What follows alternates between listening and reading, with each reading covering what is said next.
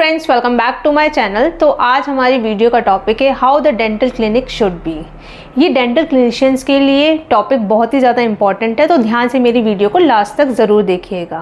Patient clinic में enter करता है तो वो क्या क्या एक्सपेक्ट करता है, बहुत सारी चीज़ें होती हैं जो उसके दिमाग में एक एक्सपेक्टेशंस लेकर आती हैं। तो सबसे पहले मैं बात करती हूँ, जब भी आप किसी डेंटल क्लिनिक पर जाते हैं तो सबसे पहले क्या मेंशन होना चाहिए, वहाँ एक बोर्ड होना चाहिए बाहर, बढ़िया सा, सुंदर सा, अट्रैक्टिव सा, जिसमें कि डेंटल क्लिनिक का नाम बहुत अच्छे तरीके से लिखा हुआ हो। वहाँ पर जो भी डॉक्टर्स काम करते हैं उन डॉक्टर्स का नाम, उनकी डिग्री, डेजिग्नेशन जो भी है वो वहाँ मेंशन होना चाहिए। क्लिनिक का एड्रेस होना चाहिए एंड क्लिनिक का एक फ़ोन नंबर होना चाहिए।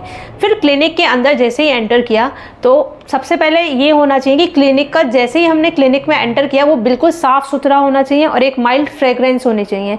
और क्लिनिक का जो एटमॉस्फेयर है वो मेंटेन होना चाहिए, ना तो बहुत ज़्यादा ठंडा ना ही बहुत ज़्यादा गर्म।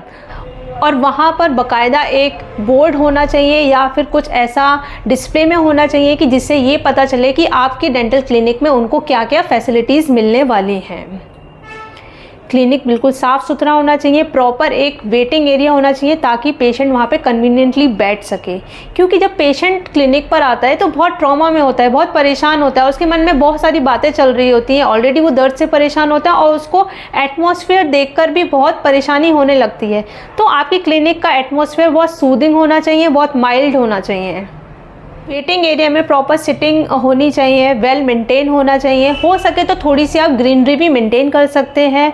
प्रॉपरली वहाँ पर लाइटिंग होनी चाहिए एंड मैंने जैसा कि बताया कि माइल्ड फ्रेगरेंस भी होनी चाहिए। बढ़ते हैं रिसेप्शन की तरफ। रिसेप्शन जो है वो बिल्कुल वेल क्लीन होना चाहिए और जो रिसेप्शनिस्ट है वो वेल ट्रेंड होना चाहिए कि वो पेशेंट को किस तरीके से हैंडल करती है। कोई भी क्वेरी ऐसी है कि वो यदि हैंडल नहीं भी कर पा रही है तो एटलीस्ट एग्रेशन नहीं होना चाहिए वहाँ। आगे बढ़ते हैं हम डॉक्टर चैम्बर की तरफ। जहाँ पर पेशेंट डॉक्टर से मिलता है तो वो चैम्बर वेल मेंटेन होना चाहिए, क्लीन होना चाहिए, प्रॉपर वहाँ पर टेम्परेचर मेंटेन होना चाहिए, ना तो बहुत ज़्यादा ठंडा ना बहुत ज़्यादा गर्म, एक माइल्ड फ्रेगरेंस भी रहनी चाहिए। और फिर उसके बाद हम बढ़ते हैं ऑपरेटरी एरिया की तरफ। ऑपरेटरी एरिया में वेल मेंटेन हाइजीन होनी चाहिए, प्रॉपरली क्लीन होना चाहिए और जैसा कि मैंने बताया टेम्परेचर ज़रूर मेंटेन होना चाहिए। इंस्ट्रूमेंट है वो प्रॉपर क्लीन्ड दिखने चाहिए, कोई भी स्टेन्स नहीं दिखने चाहिए फ्लोर पे, और जो स्टाफ है वहाँ का वो वेल ड्रेस्ड होना चाहिए।